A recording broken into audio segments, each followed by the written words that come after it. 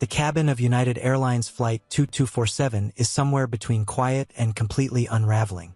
At 35,000 feet above the American heartland, cruising at 567 miles per hour in a Boeing 737-900ER with 312 passengers packed into a pressurized aluminum tube the length of a city bus, something has gone catastrophically, publicly, irreversibly wrong. The engine hum is a low, constant vibration beneath every seat. The recycled air smells faintly of coffee and plastic. And in row 14, seat C, a woman in a cream-colored blazer is standing in the aisle holding something that does not belong to her. A small velvet box, dark navy blue, edged in gold, and she is screaming. Not whispering, not complaining, screaming. I don't care what this is. It's taking up our overhead space and I have a right to put my carry-on wherever I want.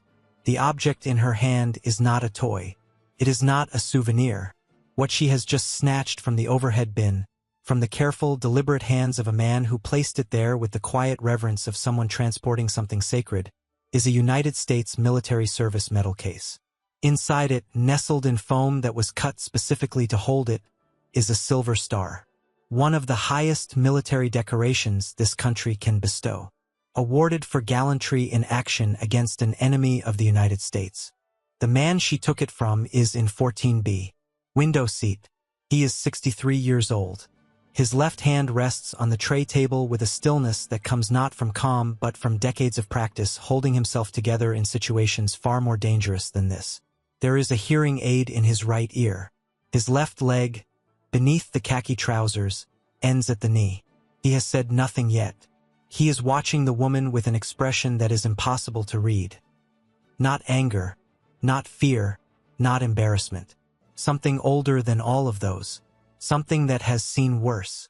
Flight attendant Maya Reyes is already moving up the aisle from the galley at the rear of the plane. Her expression professionally neutral, but her pace slightly too fast to be routine. The passengers in rows 12 through 16 have gone silent in the particular way that crowds go silent when something has crossed the line from embarrassing into genuinely disturbing. A teenage girl in row 15 has her phone raised. A businessman in row 12 has taken out his earbuds. The woman in 14A, wedged between the screaming blazer and the quiet man, has pressed herself so far back into her seat that she appears to be attempting to phase through it. "Ma'am," Maya says, arriving at the row, "I need you to lower your voice and return that item immediately." The woman in the cream blazer turns. Her name, as the passenger manifest will later confirm, is Diane Howell. She is 47 years old. She lives in Scottsdale, Arizona, and she has no idea, no possible comprehension in this moment, that the quiet man in 14B is about to become the most consequential person she has ever met in her life. "This," she announces to Maya, to the cabin, to anyone within 40 feet, "is blocking my Louis Vuitton. I paid for first-class upgrade priority, and I should not have to deal with military junk taking up overhead space." The quiet man in 14B says two words, quietly, calmly, with the unhurried delivery of a man who has learned that precision matters more than volume. "Put back. Keep watching. Because what happens in the next 3 hours on Flight 2247 will become one of the most discussed aviation incidents in recent memory. And it starts with a woman who had no idea who she was dealing with. 48 hours before that moment in the aisle, a man named Honorable James Arthur Whitfield had been sitting in his study in Alexandria, Virginia. The study is lined floor to ceiling with law books. On the wall behind his desk hang 2 framed photographs and 1 shadow box. The photographs are of his 2 daughters. The shadow box holds a silver star, a purple heart, and 3 other decorations from a military career that preceded a legal career that few people in this country can match. But this story does not begin in Alexandria. It begins much earlier and much further away. James Whitfield grew up in Macon, Georgia, the 3rd son of a postal worker and a schoolteacher who believed, with the specific ferocity of people who had seen what belief in education could do, that their children would go to college. He did. He went to Morehouse on a partial scholarship, worked in the campus cafeteria to cover the rest, graduated magna cum laude, and then did something that surprised his professors. He enlisted. Not because he had to, because he felt, with the clarity that some young men feel about large decisions, that it was the right thing to do first. Before law school, before career, before anything. He served 2 tours in the Gulf War with the 82nd Airborne. In February of 1991, during the ground offensive, his unit came under fire in circumstances that his official citation describes with military understatement as intense hostile contact. What the citation describes more specifically is that Staff Sergeant James Whitfield, under direct enemy fire, pulled 2 wounded soldiers to safety across 40 meters of open ground while himself wounded in the left leg, an injury that would eventually result in an amputation below the knee and a prosthetic limb he has worn every day since. He received the Silver Star 8 months later in a ceremony he attended on crutches. He was 28 years old. After medical discharge, he went to Howard University School of Law. He clerked for a federal judge. He spent 12 years as a civil rights attorney. He was appointed to the federal bench by President Clinton in 1997. He served on the Fourth Circuit Court of Appeals for 14 years. And then, 3 years ago, after a confirmation process that was contentious and brutal and ultimately successful by a vote of 52 to 48, he was confirmed as an Associate Justice of the Supreme Court of the United States. He does not travel with security. He has always refused it for personal trips. He finds it performative. He books his own flights under his own name because, in his words, and this is a quote several of his law clerks have heard, "I am a citizen. I travel like a citizen." He was flying to Phoenix for a conference on veterans' disability law. He had specifically requested a window seat because his prosthetic leg needs a particular angle to be comfortable on longer flights. He had packed the Silver Star because he was delivering a keynote address and had been asked specifically to bring it. He had placed it in the overhead bin with the care of a man who has carried that box across 2 continents and 32 years. He was seated. He had his book open. He was, by every account, being the quietest, least disruptive passenger on the plane. Diane Howell had boarded Flight 2247 in a state that could charitably be described as already aggrieved. She was not a frequent flyer in the sense of being comfortable with flying. She was a frequent flyer in the sense of having flown many times and developed, through those experiences, a comprehensive catalog of grievances against the airline industry, airport staff, fellow passengers, gate agents, security personnel, and what she described on her blog, yes, she has a blog, as the general collapse of passenger standards in commercial aviation.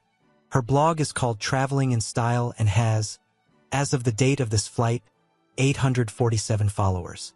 She posts photographs of airport lounges she considers inadequate, meals she considers substandard, and detailed accounts of what she describes as her struggles with airline incompetence. She has filed 23 formal complaints with airlines in the past 4 years. United, Delta, American, Southwest, JetBlue, and Alaska have all received correspondence from her legal-style complaint letters, several of which reference passenger rights laws she has, not entirely accurately, interpreted. She had purchased a standard economy ticket for Flight 2247. She had attempted, at the gate, to upgrade to first class and been told no seats were available. She had attempted, with the gate agent, to negotiate a complimentary upgrade on the basis of what she described as her status as a loyal United customer despite having, as the gate agent politely noted, a basic economy account with no status tier. The gate agent, whose name was Priya and who had been working a 9-hour shift, had handled this with professional grace. Diane had not thanked her. She boarded in Group 4, which she announced to the people around her was an absolute joke given how much I spend on this airline. She made it to row 14 with a Louis Vuitton carry-on bag that was, to a trained eye, approximately 2 inches too wide for the overhead bins on a 737-900ER, but which she had gotten past the gate agent by angling it during the bag check demonstration. She swung open the overhead bin above row 14 with the confidence of someone who expects the world to arrange itself around their luggage, and found it occupied. One carry-on from the passenger in 14A, a normal-sized roller bag, and the navy velvet case, placed by James Whitfield in the corner, taking up perhaps 1/5 of the available bin space. She looked at it. She looked at him. She processed none of the information she was looking at. She did not see a 63-year-old man with the posture of someone who has worn a uniform. She did not see a prosthetic leg. She did not see the quiet dignity of a man who has carried something precious across a very long life. She saw an obstacle. She said to him, "Is this yours?" He said, Yes. She said, "You need to move it." He said, "There's room for your bag." She tried her bag. It didn't fit because of the 2 extra inches of width. She tried again at an angle. Still didn't fit.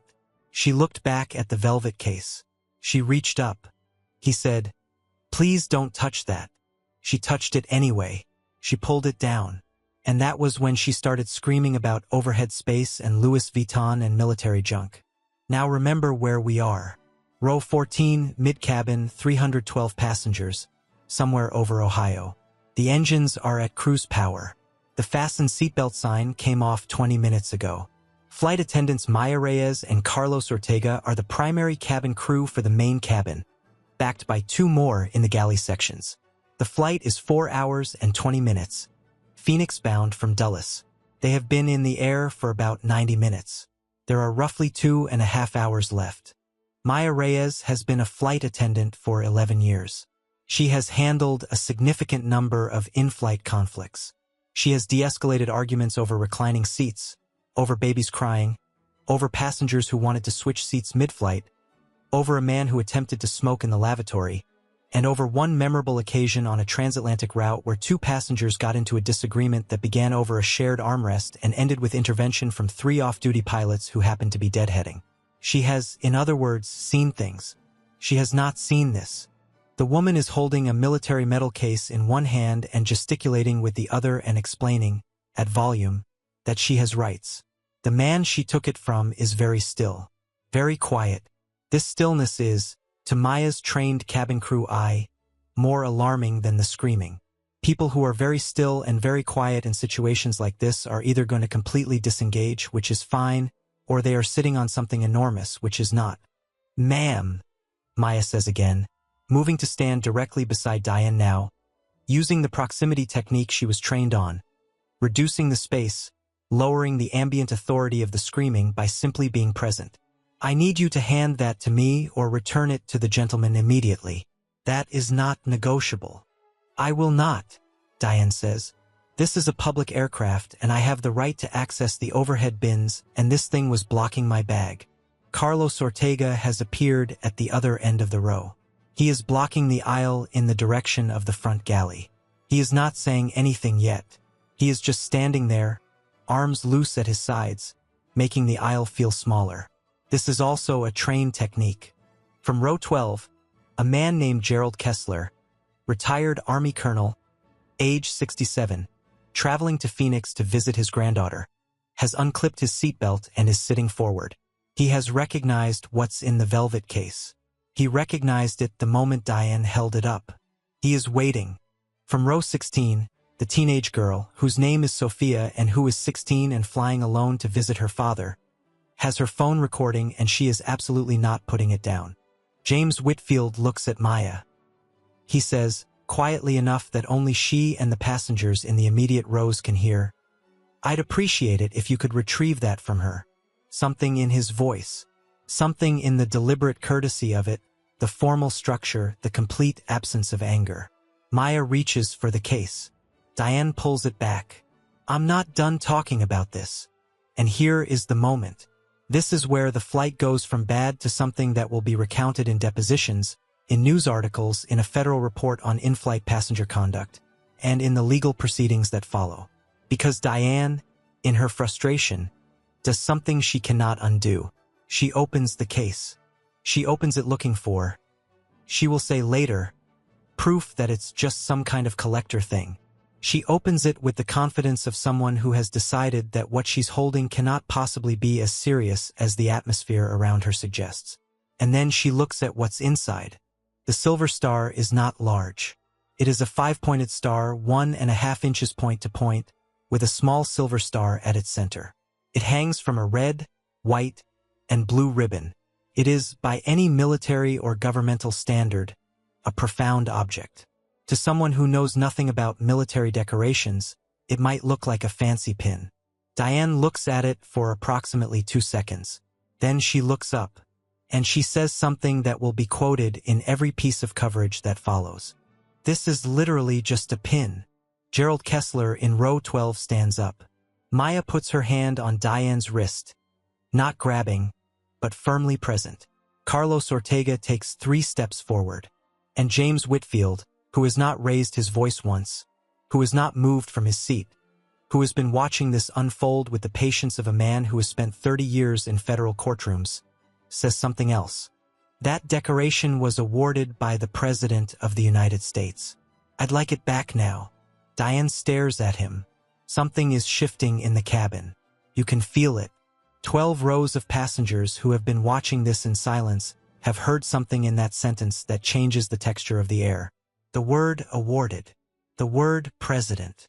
Something is not adding up for Diane, but she is too committed now, too invested in her position, too unwilling to absorb the information the room is giving her. She says, "I don't care who gave it to you," and she puts it in her bag. The oxygen-like substance that had been in the cabin seems to be briefly gone. Maya freezes. Carlos freezes.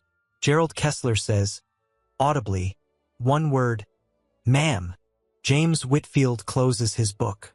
He folds his hands on the tray table.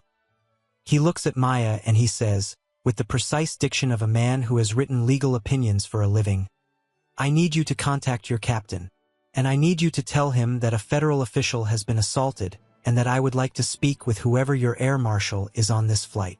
The cabin hears this. All of it. Maya is already moving toward the forward galley before Whitfield finishes the second sentence. What you need to understand about the next 45 minutes on Flight 2247 is that they unfold in a pressurized aluminum tube with no exits, no escape, and nowhere for anyone to go. The fasten seatbelt sign comes on 2 minutes after Maya reaches the forward galley. Not because of turbulence, but because Captain Daniel Reyes, no relation to Maya, has received a communication from his lead flight attendant that has resulted in his reaching immediately for the intercom.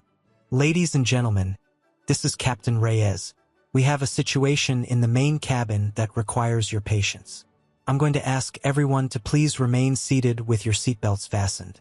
Flight attendants, please be seated as well for the moment." This is, in aviation parlance, not a standard cruise announcement. Every frequent flyer in rows 7 through 22 knows it. The businessman in row 12 who had taken out his earbuds puts his laptop away. The woman in 14A who has been pressed into her seat begins quietly praying. Diane Howell says, to no one in particular, "What is happening?" What is happening is that Captain Reyes has just been informed by Maya that a passenger in row 14 has physically taken a federal official's property, placed it in her personal bag, and is now in possession of what constitutes, depending on exactly how federal property and honor laws are read, a potentially serious federal offense.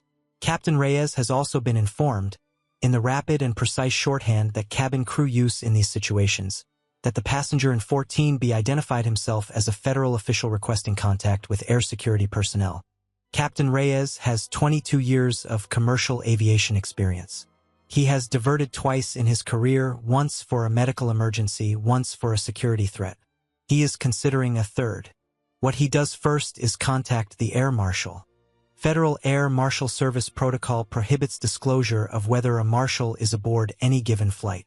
But Flight 2247, operating on a Dulles to Phoenix corridor that the FAA flags as a higher frequency security route due to passenger volume and route profile, happens to have 2 of them.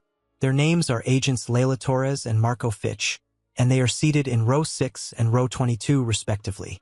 They have been monitoring the situation from the moment Diane Howell stood up, because air marshals are specifically trained to identify the earliest possible indicators of cabin disruption, and have been watching row 14 for the past several minutes with increasing attention. Agent Torres reaches row 14 first. She is 34 years old. She is wearing civilian clothes. She shows nothing externally.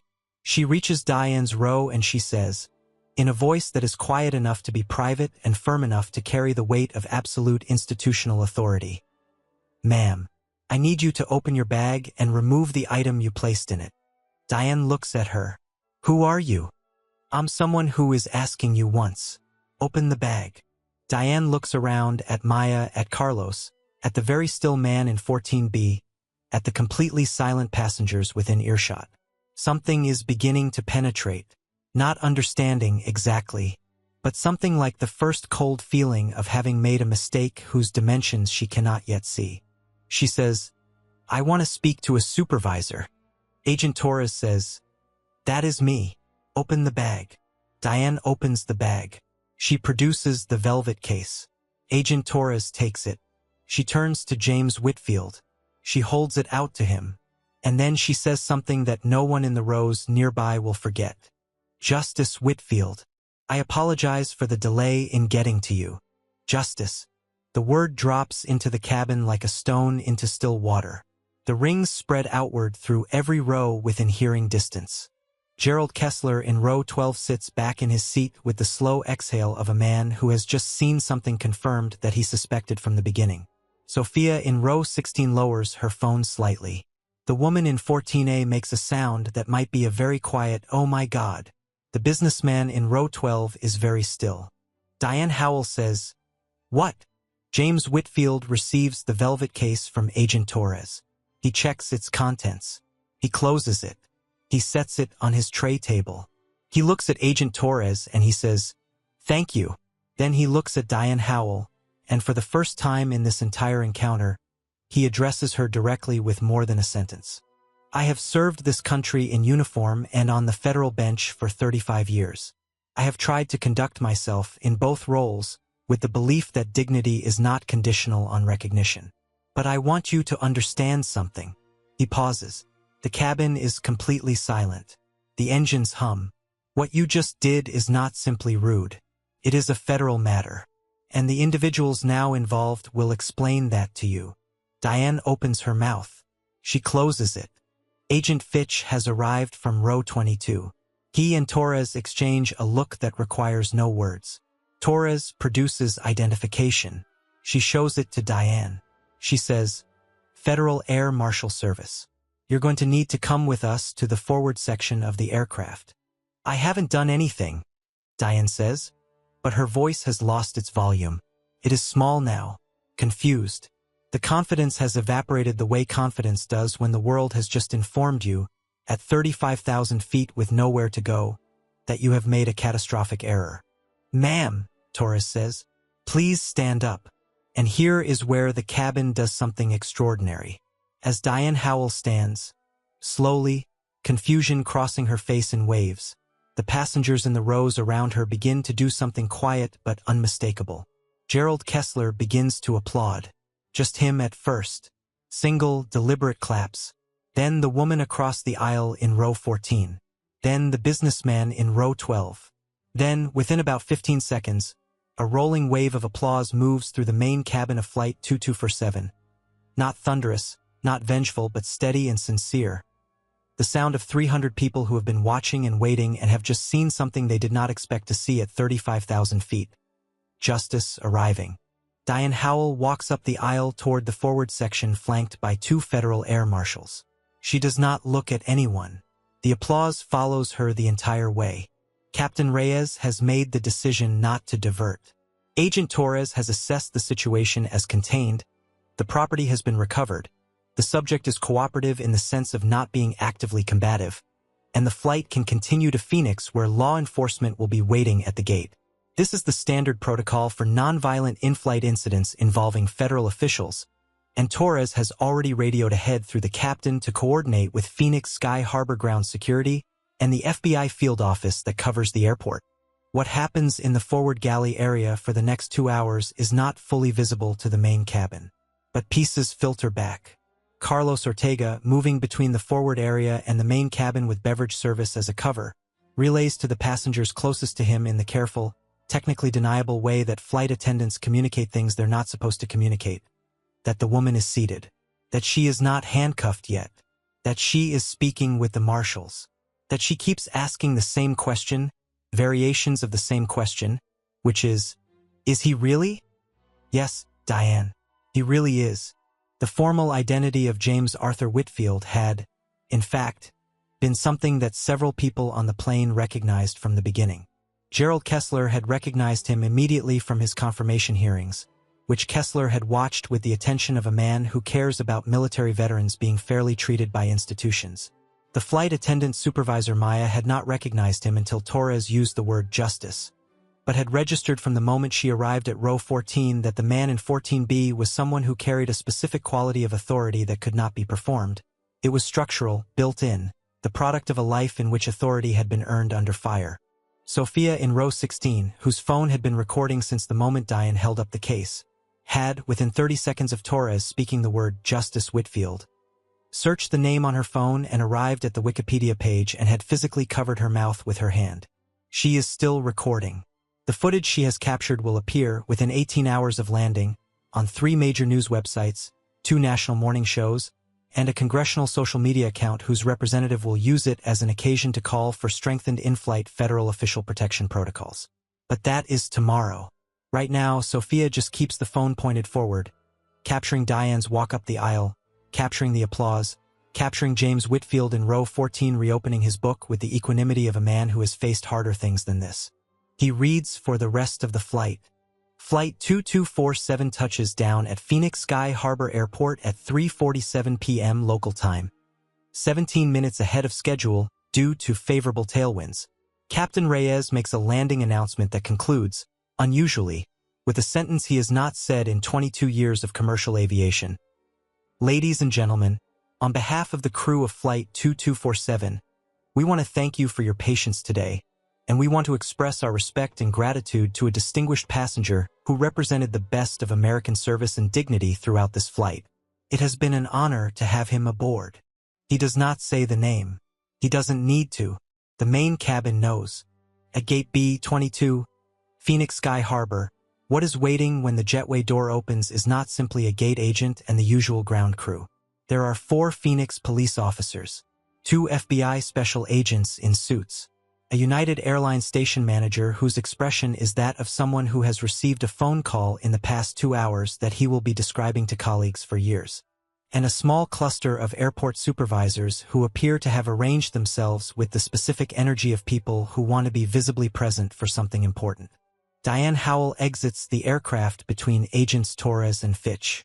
She is not in handcuffs. Not yet.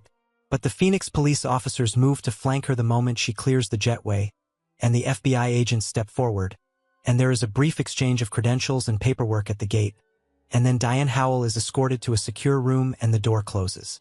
James Whitfield exits the aircraft after all other passengers have deplaned. This is his preference. He told Maya before landing that he would wait. He walks with the slight forward lean that comes with a below-knee prosthetic on the inclined floor of a jetway, and he carries his velvet case in his left hand. The United Airlines station manager meets him at the gate. The man is visibly uncomfortable with his own discomfort, which is appropriate. Justice Whitfield, the station manager says, I am deeply sorry for what happened on this flight. On behalf of United Airlines. Whitfield holds up a hand. Not unkindly. Your crew performed well. Ms. Reyes responded correctly and professionally. Mr. Ortega as well.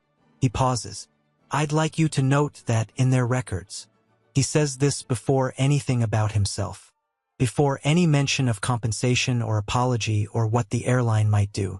The station manager, who has been in airline management for 16 years, will later tell a colleague that this was the moment he understood exactly who he was talking to.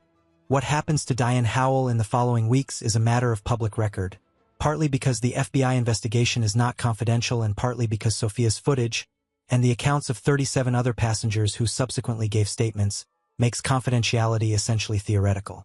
She is charged with misappropriation of federal property under 18 U.S.C. Section 641, which covers theft or conversion of federal property. A charge that is applied, in this case because the Silver Star awarded by federal decree falls under a specific statutory reading that the prosecuting attorney is interested in testing. She is also charged with interfering with a flight crew under 49 U.S.C. Section 46504, a federal felony. She is placed on the Transportation Security Administration's no-fly list pending the outcome of her case. Her blog, Traveling in Style, receives approximately 4 million visitors in the week following the incident, none of whom are visiting to read her airport lounge reviews. The federal charges will take time to resolve. Legal observers who follow the story note that the charges are serious and that the prosecutorial decision to include the property statute reflects something specific about the prosecutor's interest in the case. Possibly, some suggest, the visibility of it, the clarity of the wrong, the quality of the evidence. The FBI interviews 41 witnesses. Every one of them corroborates the same sequence of events. United Airlines issues a public statement within 36 hours. It is unusual in corporate communications for the specificity of its language. It names the federal statutes it will be citing in its own filing of a civil aviation security incident report. It names the crew members who responded correctly, and it announces that the passenger in question has been permanently banned from United Airlines, American Airlines, Delta Airlines, Southwest Airlines, and Alaska Airlines, all 5 of which have activated their shared security database protocol under the Aviation and Transportation Security Act to cross-list her ban. She will not be flying on a major American carrier again. There are policy consequences.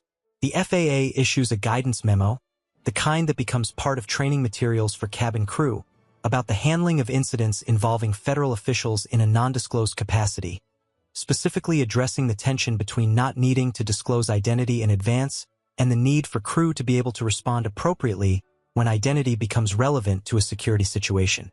Several airline union representatives will cite Flight 2247 in their next contract negotiations as evidence for additional air marshal coverage on domestic routes. A Senate subcommittee schedules a hearing on in-flight security for federal personnel that becomes the occasion for Justice Whitfield to voluntarily submit written testimony, not about himself specifically, but about the broader question of how military decorations and federal property are protected under existing aviation law, and whether existing law is adequate. He ends his testimony, which is 14 pages, with one paragraph that several senators read aloud at the hearing.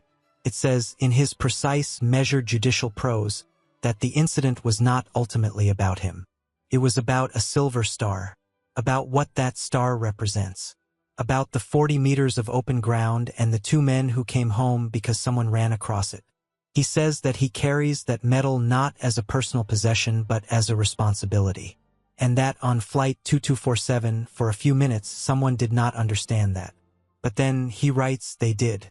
This is what justice looks like sometimes. Not dramatic, not vengeful, just the slow, inevitable arrival of understanding in a place where someone thought they could escape it. 37 passengers from Flight 2247 send letters to James Whitfield's Supreme Court chambers in the weeks following the incident. Most of them are brief. Gerald Kessler's is 2 pages. It is a veteran writing to another veteran about what it means to see something taken and then returned, about what it costs to carry something across a long life and keep carrying it and not put it down. Justice Whitfield sends Gerald Kessler a handwritten reply on Supreme Court stationery. It is 3 sentences. No one outside of Kessler's family knows what those sentences say. Sophia's footage is used in the training video that United Airlines subsequently produces for cabin crew on handling in-flight security escalations. Her face is pixelated, per her parents' request. But her phone, steady in her 16-year-old hand, captured every second. And what it captured is not really about any of the dramatic things. Not the applause, not the marshals, not the FBI at the gate. What it captures, if you watch carefully, is a man in a window seat who never once raised his voice, who sat with something sacred on his tray table, who waited with the patience of someone who has learned that waiting is not weakness, for the world to right itself, which it did, 35,000 feet, in a Boeing 737-900ER, on a Tuesday afternoon. If this story reminded you that dignity cannot be taken, only surrendered, that authority does not require volume, and that the most powerful people in any room are usually the quietest, share this video with someone who needs to hear it. And if you want to know what happened when a gate agent tried to deny boarding to an undercover federal inspector who'd been tipped off about an airline's illegal overbooking scheme, and the catastrophic chain of events that followed for everyone involved, that story is next. Stay with us.